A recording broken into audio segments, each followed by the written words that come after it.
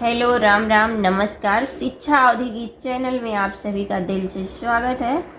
तो हम आज आप सबके बीच में एक सोहर गीत गाने जा रहे हैं, जो एक बहन का दर्दनाक सोहर गीत है। वो अपने सास से कुछ पूछती है, उसी के बारे में हम सुनाएंगे। अगर अच्छा लगे हमारा सोहर गीत तो प्लीज़ आप लोग दिल से सपोर्ट करिएगा और ज़्यादा से ज़्यादा सब्सक्राइब करिएगा, लाइक करिएगा और शेयर कर दीजिएगा। तो चलिए हम सुनाते हैं आप सबके बीच में सोहर गीत।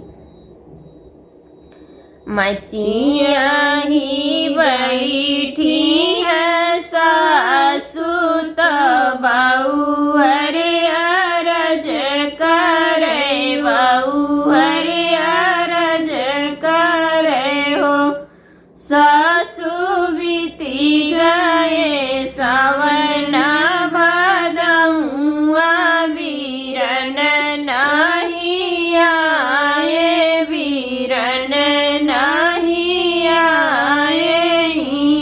काऊ काव बहुहर बतिया कहत लजिया लगे, कहत लजिया लगई हो।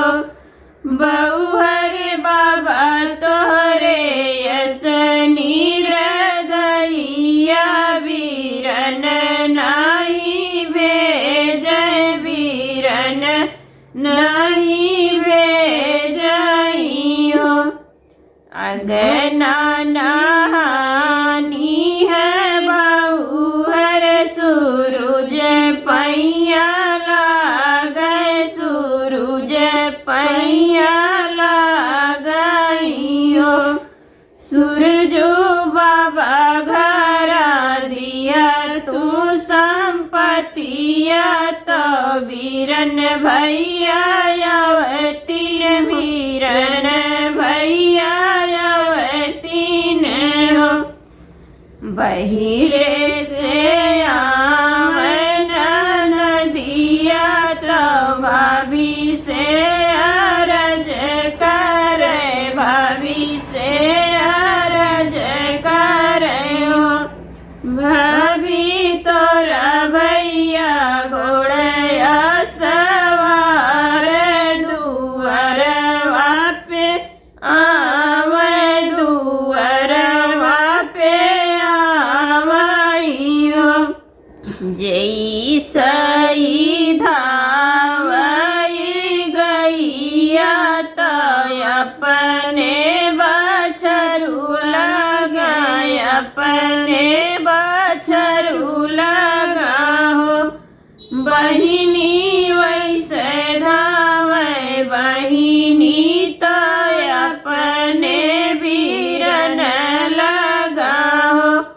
बहिनी वैसे धावे, बहिनी तो अपने बीरन लगा हो। बही गए ताल तलैया, तयवरो पोखरवा हो। बहिनी बही गए बाबा अंगनैया, तो बहिनी के रोए से हो। बहिनी बही गए बाबा अंगनैया, तो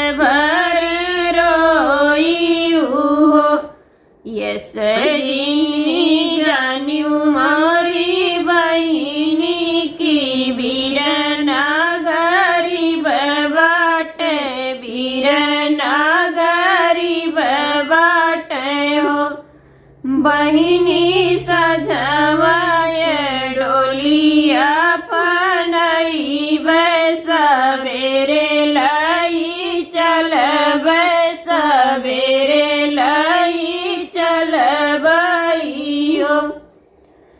तो ये हमारा गीत कैसा लगा आप सबको कमेंट करके जरूर बताइएगा।